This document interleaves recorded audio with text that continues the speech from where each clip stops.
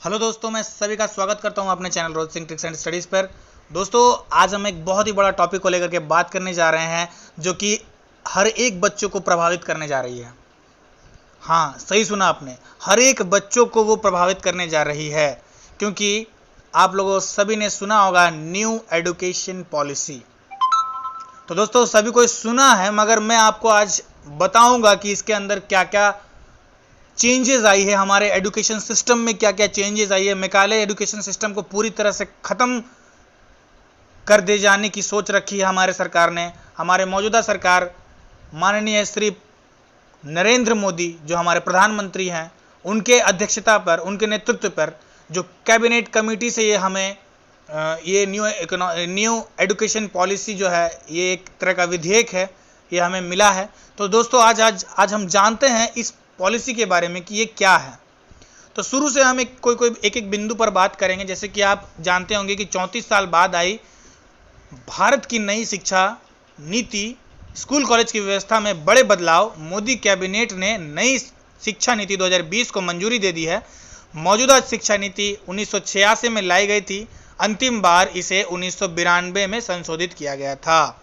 Yes, जो राजीव गांधी की सरकार थी उस समय एक पॉलिसी आई थी 1986 में। उसके बाद आज 34 साल के बाद आज हम इसके बारे में जानने के लिए जा रहे हैं। देखिए, कोई पॉइंट्स हैं, मैं कोई पॉइंट्स आप लोगों को बताऊंगा। नई शिक्षा नीति के तहत मानव संसाधन मंत्रालय का नाम बदल करके शिक्षा मंत्रालय किया गया है।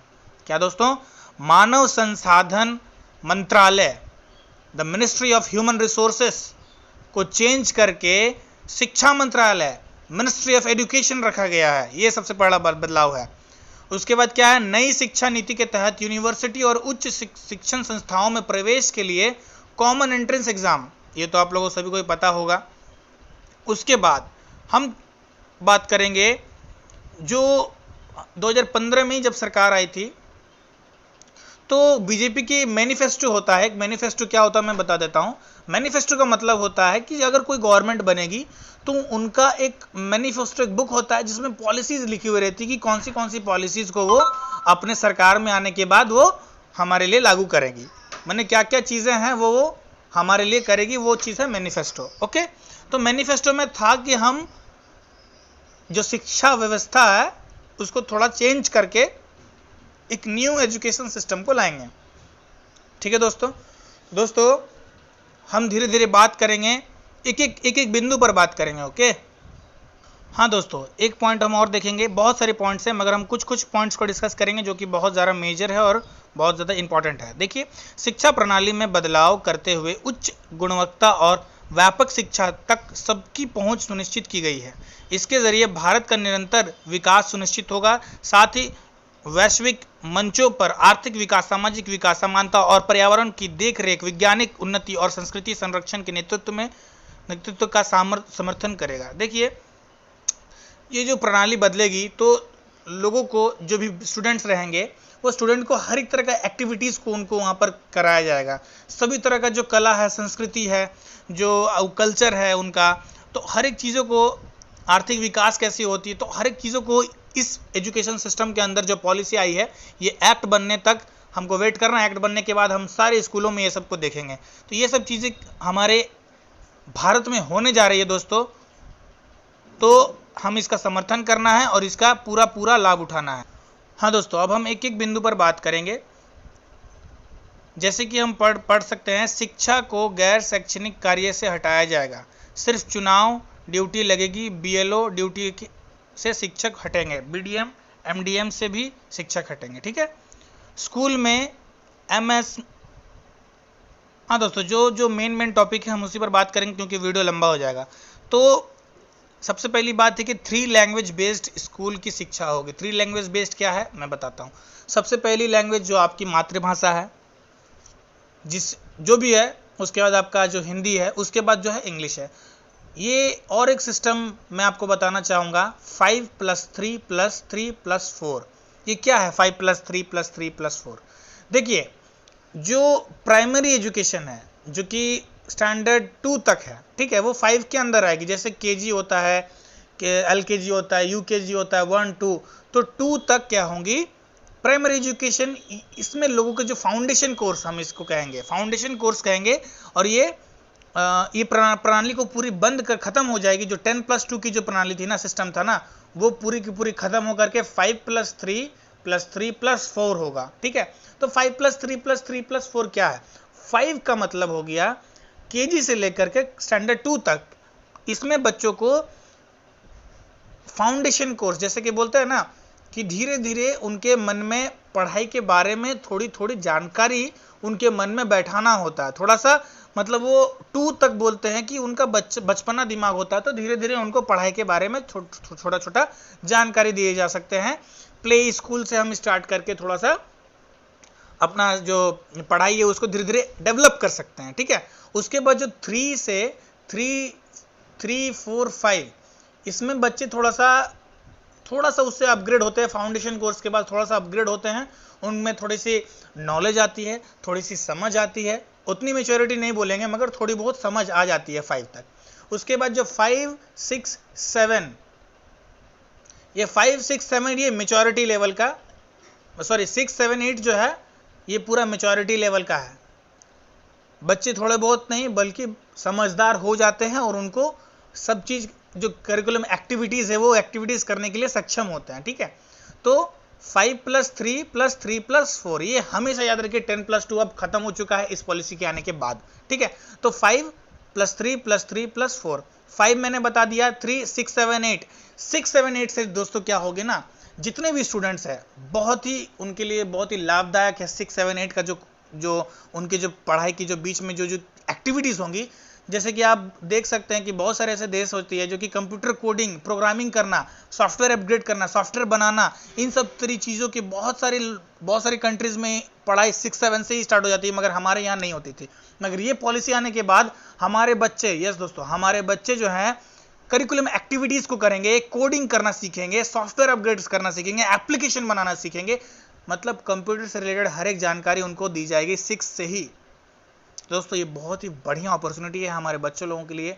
जितने भी बच्चे हैं बहुत ही खुश होना चाहिए, क्योंकि सरकार ने ऐसी पॉलिसी लाई ताकि हम जो दूसरे देश हमसे आगे भागते जा रहे हैं, हर एक जो उनका जो स्टूडेंट्स है वो आगे चला जा रहा है, हम पीछे होने का कारण ये सब कहीं कहीं चीज़ें थी। तो सरकार ने इस चीज़ों को बंद करके एक नया पॉलिसी ला करके हमें एक नया उज्जवल भविष्य को बनाने के लिए एक तरह का हमें सपोर्ट किया है।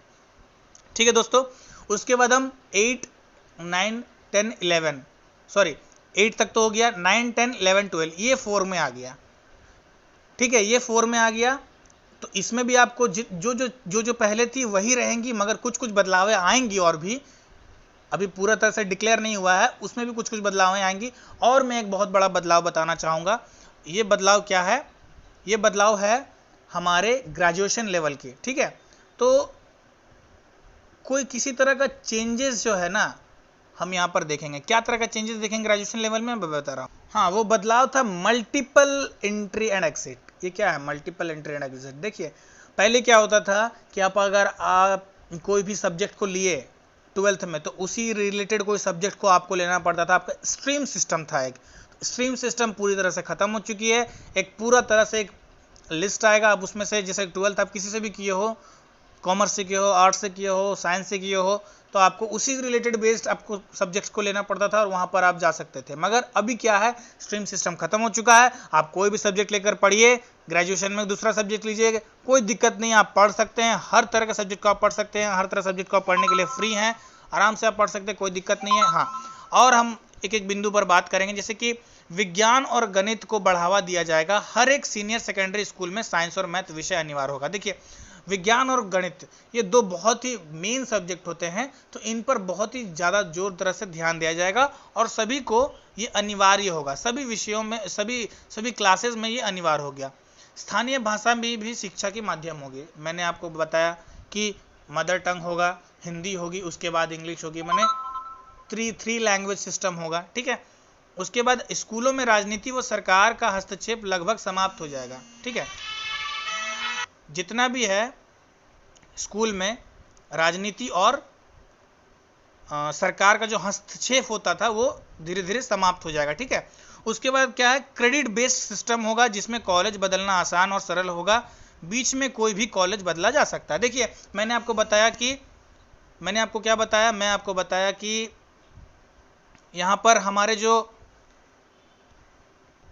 मैंने यहाँ आप लोगों को बताया कि यहाँ पर जो ग्रेजुएशन का जो सिस्टम था, स्ट्रीम सिस्टम खत्म हो चुका है और एक क्या है सिस्टम, क्रेडिट बेस्ड सिस्टम होगा जिसमें कॉलेज बदलना आसान और सरल होगा, बीच में कोई भी कॉलेज बदला जा सकता है। देखिए पहले क्या होता था कि आप ग्रेजुएशन के लिए 3 साल लगता था, तो आप जैसे सेमेस्टर 1 और 2 किए, अगर आप फिर सेमेस्टर 5, 3, 4 ये सब नहीं किए तो आपका पूरा 1, 2 भी खत्म हो जाता था। अभी वो क्या सिस्टम आएगा, क्रेडिट सिस्टम आएगा। आप लोगों ने डिजी लॉकर के बारे में सुना होगा, तो डिजी लॉकर एक ऐसा वेबसाइट है जो कि आपको सर्टिफिकेट प्रोवाइड करती है गवर्नमेंट के द्वारा, ठीक है।